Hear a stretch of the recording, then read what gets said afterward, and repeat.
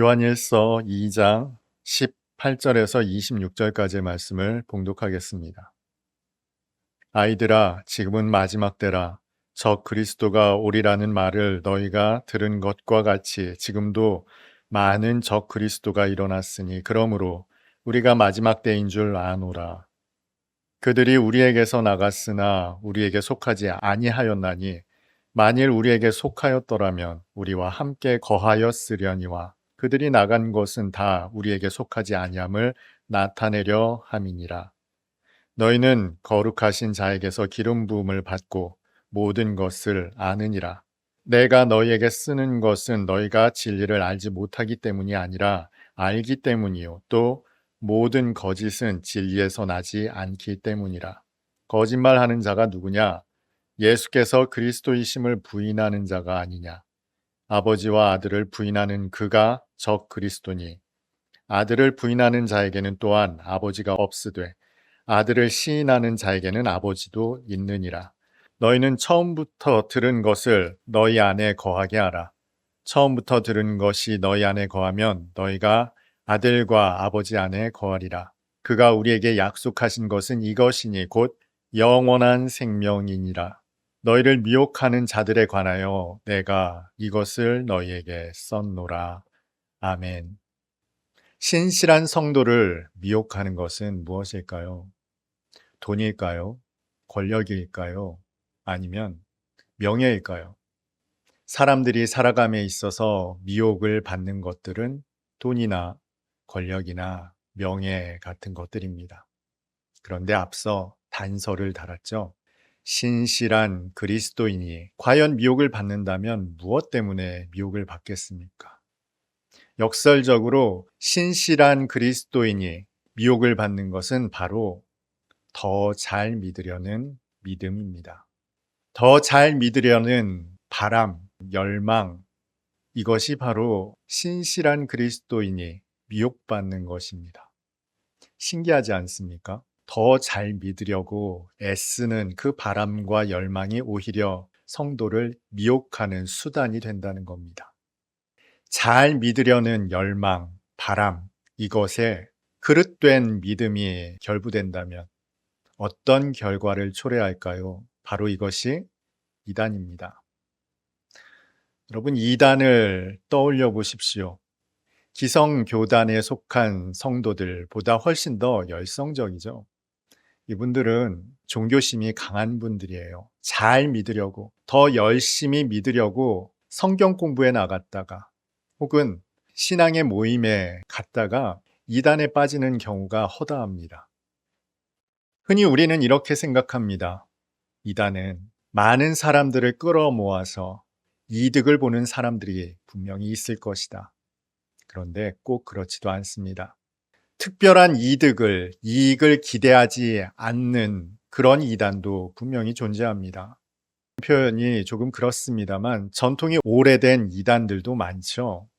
제칠 안식교, 몰몬교 등과 같은 이러한 이단들은 수백 년에 걸쳐서 여전히 존속되어 있는 이단들입니다.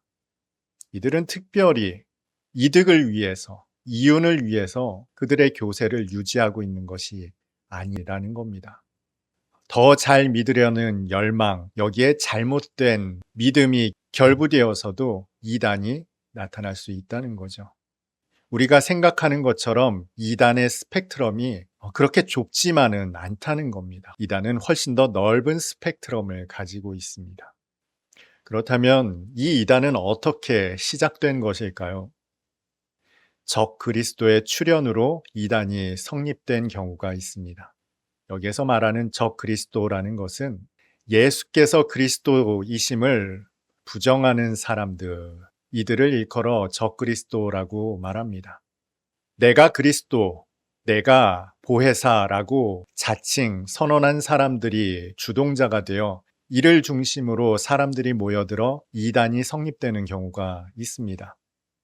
뿐만 아니라 이단은 당시의 종교나 사상이나 혹은 철학에 영향을 받아서 성립되기도 합니다.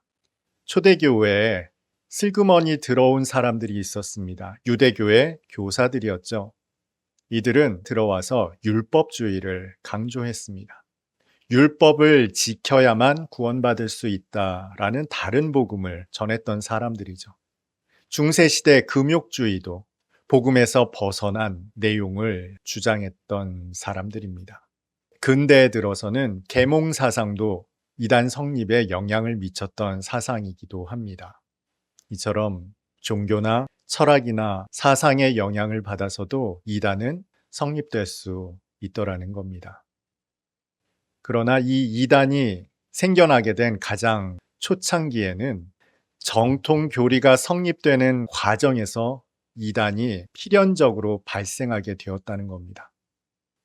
아직 교리가 정립되지 않았을 시점에 사람들은 예수님의 말씀에 관해서 전하는 내용에 대해서 아직 정립이 되지 않았습니다. 이때 사람들마다 조금씩 다른 주장을 했습니다. 성경 해석의 견해 차이가 발생한 것이죠. 이 가운데에서 열띤 논쟁이 있었고 그 와중에 한 주장은 정통으로 인정되고 또 다른 주장은 이단으로 정제되기도 하였습니다. 이를테면 오늘날에야 예수께서 성자 하나님이심을 모두가 고백합니다만 초창기에는 여기에 대한 의구심이 있었습니다. 예수님은 사람 아닌가? 더군다나 예수께서 하나님의 아들이시라면 아무래도 동등할 수 없다. 탁월한 선지자일 수는 있지만 하나님과 비할 바는 아니다. 이런 주장들이 있었더라는 겁니다. 이러한 관점의 차이를 조정하는 가운데 한쪽은 이단으로 정제되었고 또 다른 사람들은 정통으로 인정되게 된 것이죠.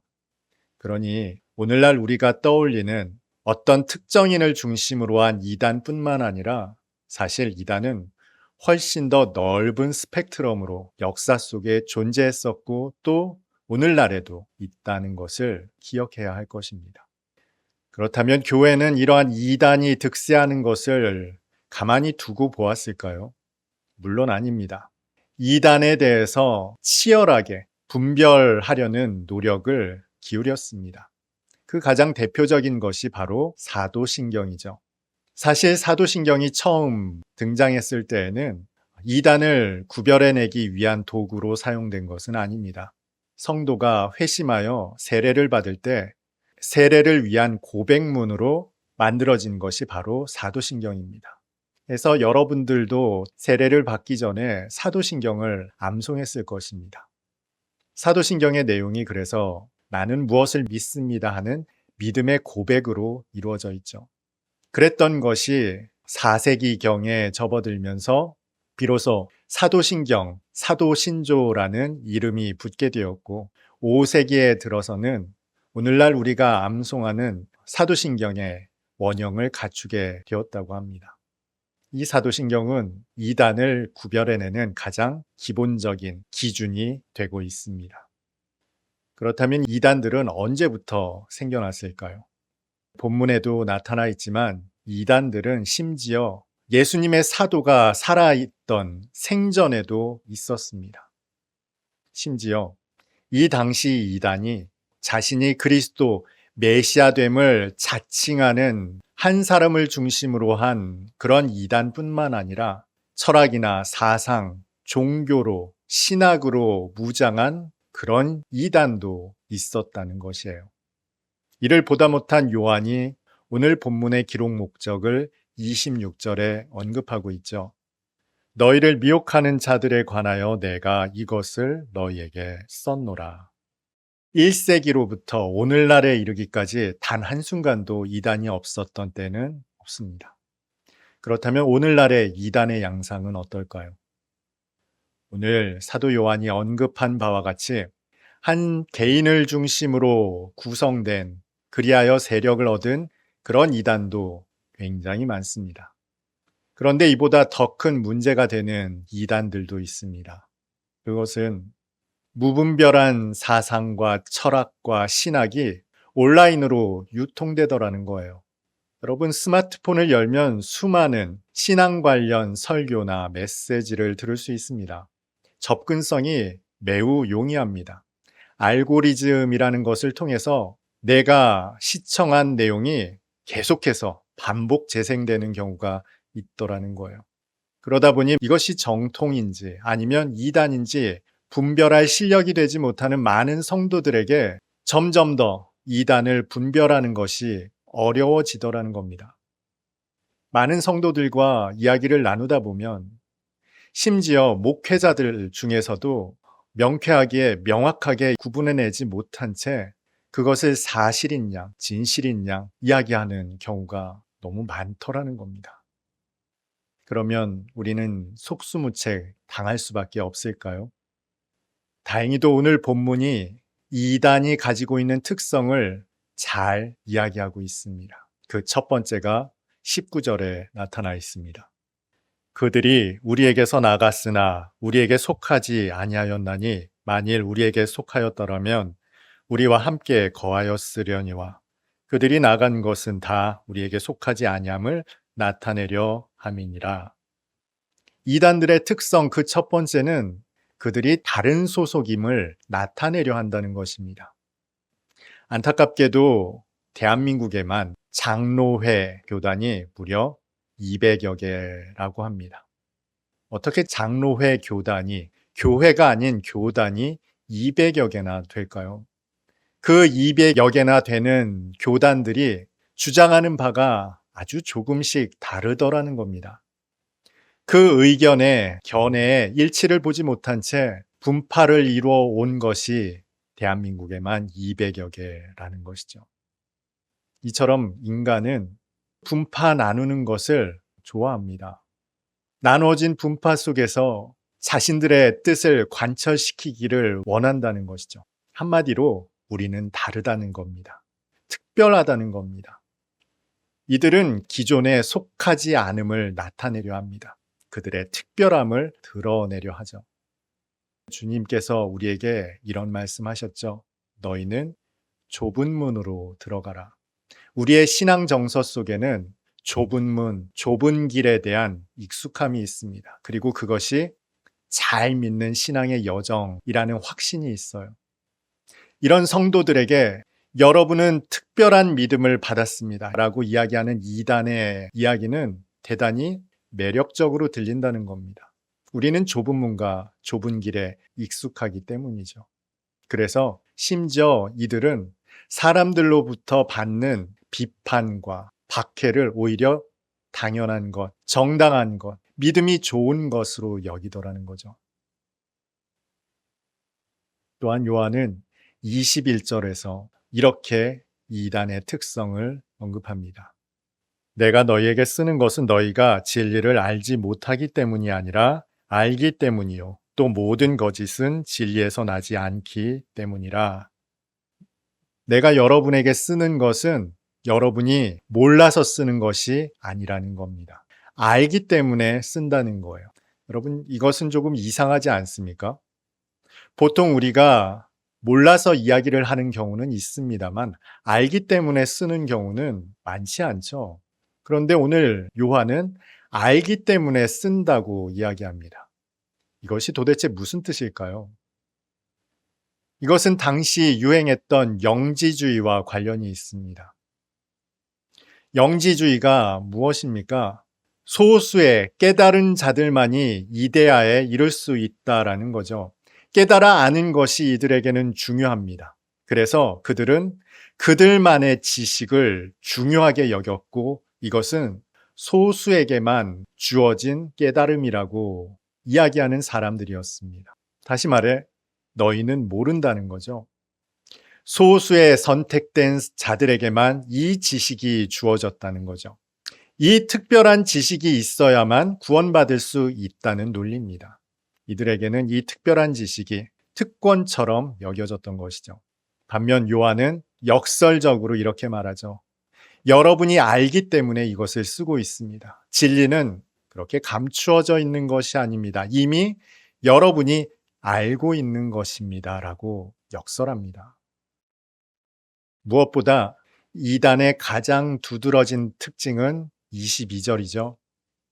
거짓말하는 자가 누구냐? 예수께서 그리스도이심을 부인하는 자가 아니냐?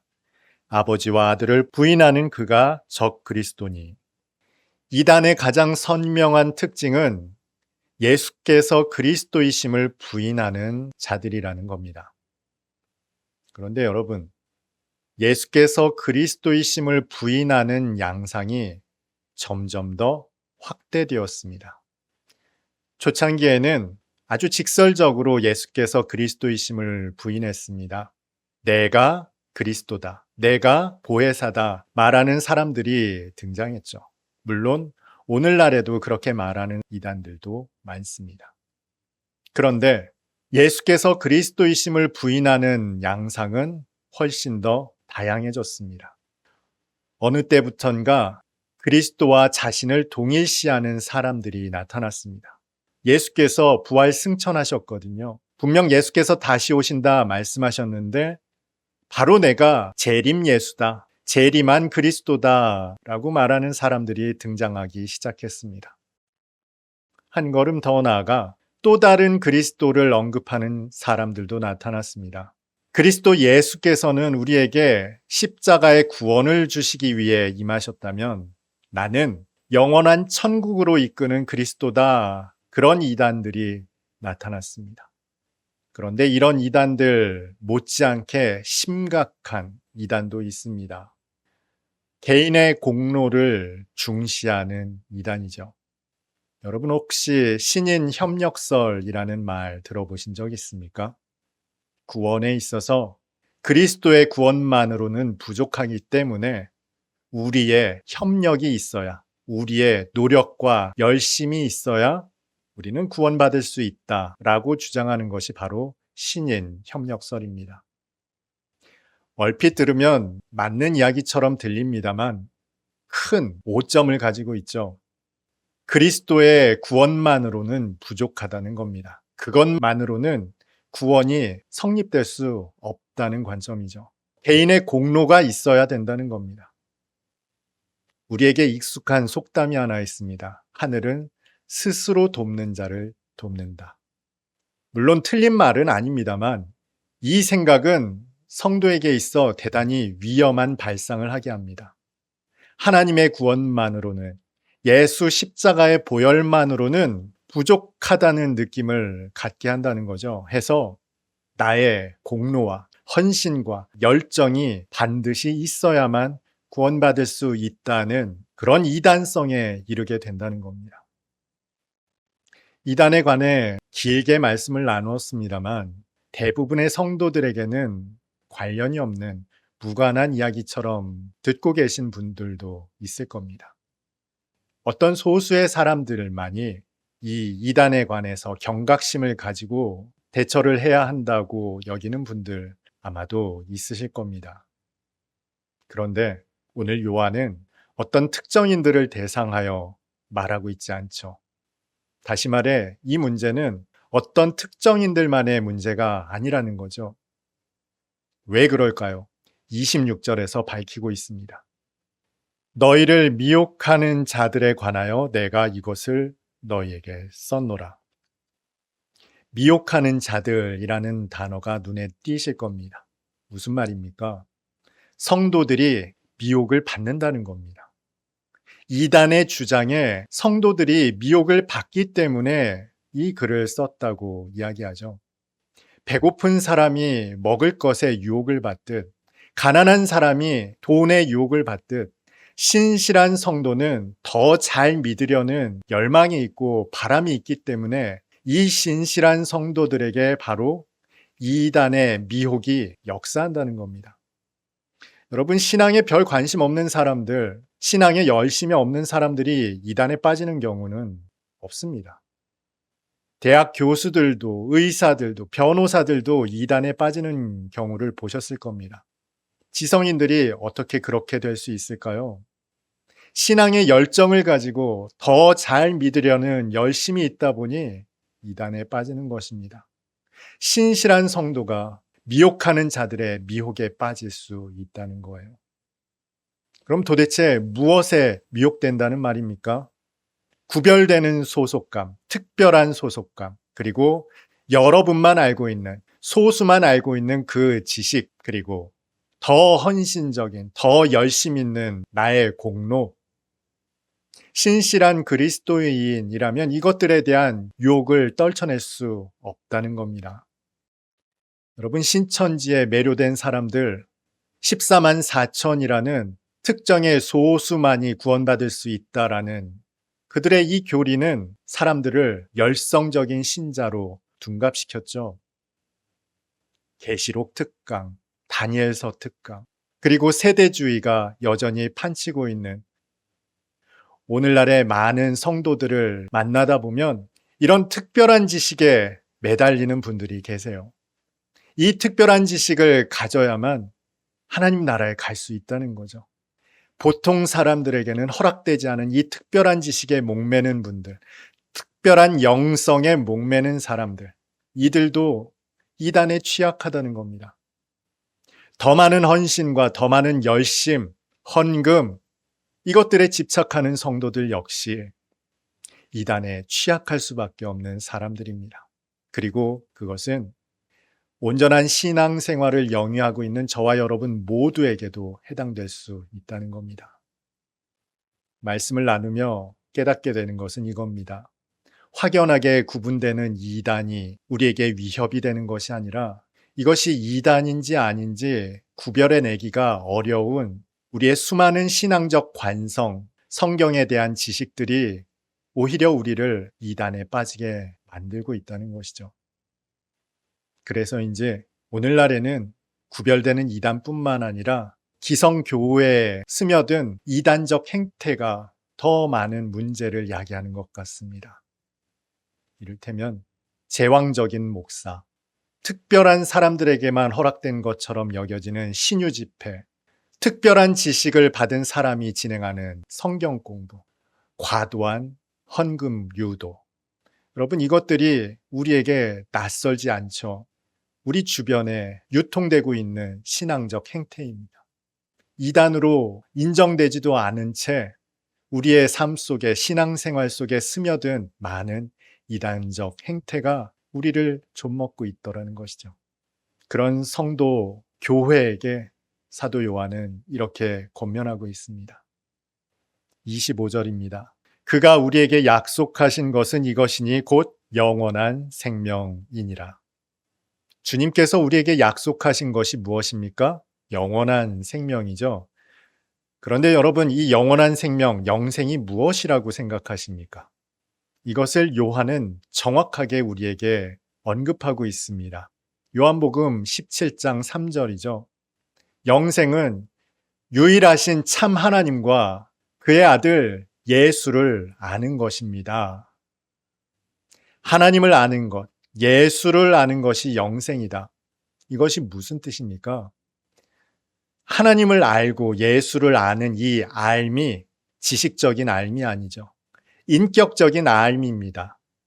하나님께서 나를 사랑하시고 우리가 하나님을 사랑하는 그 인격적인 알을 하나님을 아는 것, 독생자 예수를 아는 것이라고 우리에게 이야기하죠. 다시 말해 우리의 영생은 특별한 지식을 아는 것으로, 특별한 소속감으로, 특별한 공로로 이루는 것이 아니라 하나님을 사랑하는 것, 예수를 사랑하는 것, 그리고 이웃을 사랑하는 것으로 우리 가운데 성취된다는 것이죠. 그래서 마지막으로 권면합니다. 24절입니다. 너희는 처음부터 들은 것을 너희 안에 거하게 하라. 처음부터 들은 것이 너희 안에 거하면 너희가 아들과 아버지 안에 거하리라. 여러분, 우리는 특별한 믿음으로 나아가야 하는 것이 아닙니다. 특별한 지식으로 나아가야 하는 것이 아닙니다. 우리 모두는 이미 복음을 알고 있습니다. 복음을 받았고 그 복음을 믿고 있습니다. 처음 받은 그 복음 안에 거하면, 그 믿음 안에 거하면 우리가 예배 때마다 고백하는 그 사도신경의 고백 속에 하나님을 사랑하고 이웃을 사랑하는 삶 가운데 거하면 하나님의 영생을 이룰 것이고 하나님을 아는 삶을 우리 삶 속에 실현해낼 수 있을 것입니다. 더 잘 믿으려는 열망과 욕심이 화를 부를 수도 있습니다. 중요한 것은 온전한 지식 가운데, 온전한 믿음 가운데 하나님을 제대로 아는 암 가운데 우리의 신앙생활이 훼손되지 않았으면 좋겠습니다. 뿌리 깊은 이단을 향한 우리의 열망이 우리의 신앙 가운데 발현되지 않기를 바랍니다. 우리의 일상의 신앙생활 속에 깃들지 않기를 바랍니다. 오직 예수 그리스도로 말미암는 온전한 복음 가운데 우리의 삶으로 사랑을 사는 신실한 그리스도인의 삶이 오늘 예배드리는 저와 여러분의 삶 속에 풍성하기를 주님의 이름으로 축복합니다.